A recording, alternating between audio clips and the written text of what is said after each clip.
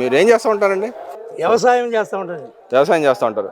మరి ఏంటండి ఈ కూటమి ప్రభుత్వం వచ్చిన తర్వాత అసలు వ్యవసాయాన్ని అసలు పట్టించుకోవట్లేదు, రైతులకి ఎక్కడ పథకాలు అందట్లేదని చెప్పి మాట్లాడుతూ ఉన్నారు. నిజంగా బ్రహ్మాండంగా ఉంది.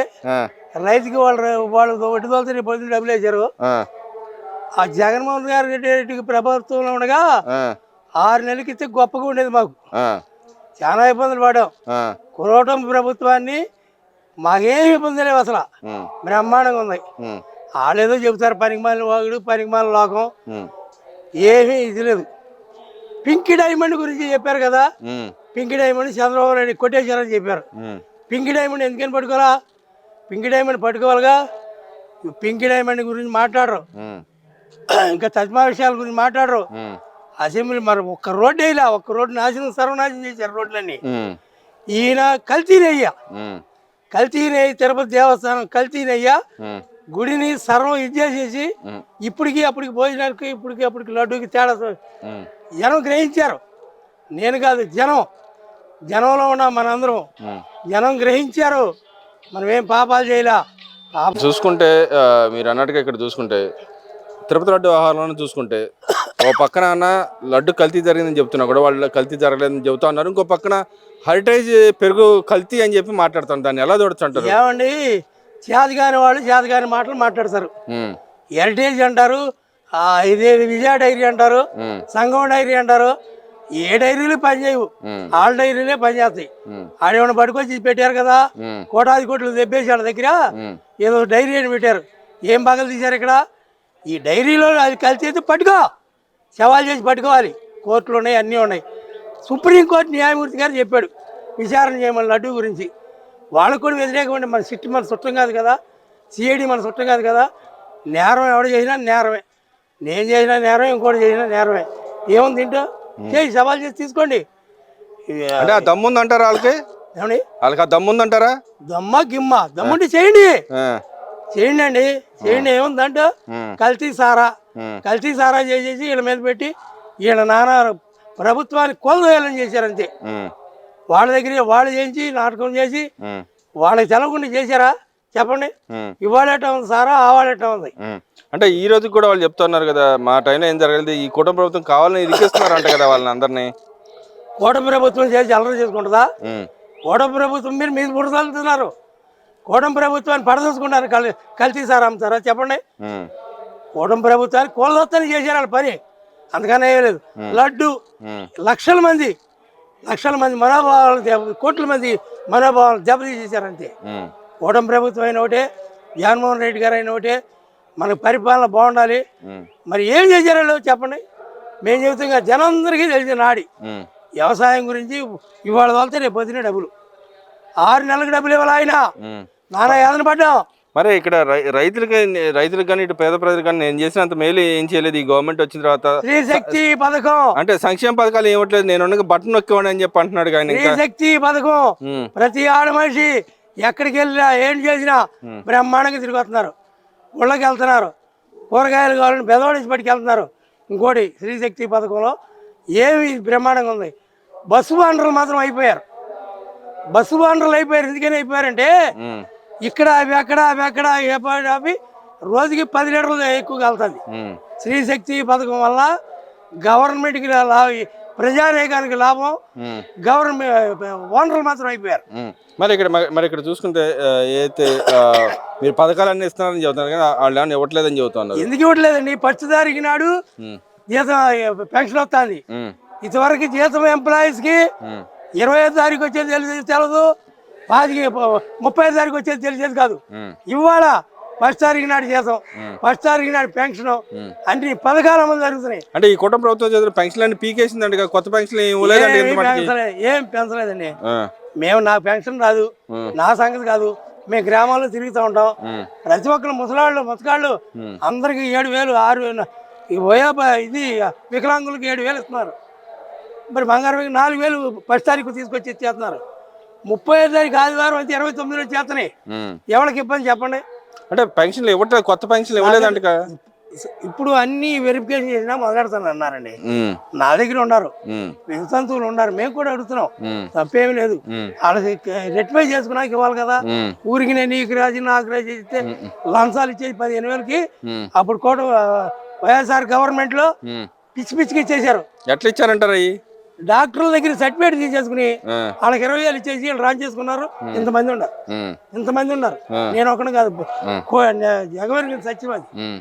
మరి ఏం చేస్తారు? అది ఇప్పుడు గవర్నమెంట్ డబ్బు కాదండి, ఇది మన డబ్బు. ఇది మన ట్యాక్సులు కడుతున్నాం, మన డబ్బు ఇది. ఇచ్చే రూపాయి ప్రతి ఒక్కరికి సద్వినియోగం అనాలి, దుర్వినియోగం అనకూడదు. ఇప్పుడు ఈ గుడికాడ ఇప్పుడు వాళ్ళ కార్యక్రమం చేస్తున్నామంటే ఆ కార్యక్రమానికి వాళ్ళ ప్లాన్గా చేయాలి, చక్కగా అందరిని ఆదరించాలి. మనం ఏం చేసాం? వాటర్ ట్యాంకులకి రంగులు, పొలాలకు రంగులు, శ్మశానాలకు రంగులు, ఎన్ని పాస్ పుస్తకాల సంగతి మాట్లాడతాం. పుస్తకాలు నా భూమి, నా భూమి మీద మీ వాళ్ళు గవర్నమెంట్ రాజముద్ర ఉండాలి. ఆయన బొమ్మ వేసుకుని అదొక కోటాది ఖర్చు.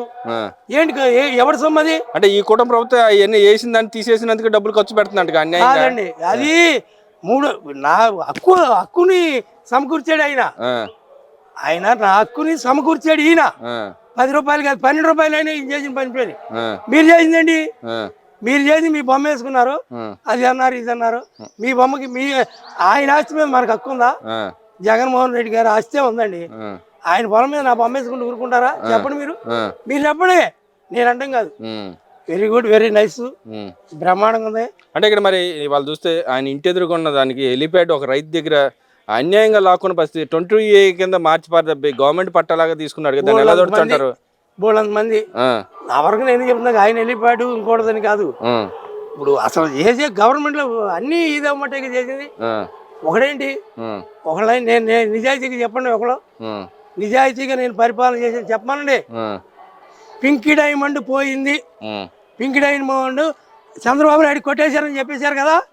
చెప్పేసినప్పుడు గవర్నమెంట్ మీదేగా. పింకీ డైమండ్ గురించి చంద్రబాబు నాయుడు అరెస్ట్ అయ్యి పట్టుకో, మేము కూడా సపోర్ట్ చేస్తాం. మీరేం చేశారు? ఏమి చేయలే, మీరేమి చేయలేకపోయారు 5 ఏళ్ళలో. మరి ఇక్కడ చూసుకుంటే నేను నిన్న ఏదైతే అసెంబ్లీలో మాట్లాడటం జరుగుతుంది, అంబటి రాంబాబు విషయంలో అన్యాయ అక్రమంగా కేసులు పెడుతున్నట్టు కదా. ఎందుకు అన్యాయంగా పెడతారండి? దాని మీద పెట్టరండి అన్యాయంగా. అక్రమం అంటే ఊరిని ఉందండి ఏమన్నా? ఊరంత తర్వాత అన్ని కులాలు ఉంటాయండి. ఊరిని నేను కొట్టేసి అనుకో, ఎందుకు కొట్టావా అని అడుగుతారు నన్ను కూడా ఎందుకు కొట్టావా నువ్వు, ఏం తప్పు చేయకుండా కూడా వచ్చి అడగడా? అక్రమం ఏంటి? ఆయన చంద్రబాబు నాయుడు గారిని ఆడ కన్న తల్లి చచ్చిపోతే ఆవిడ మీద తిడతావు నువ్వు?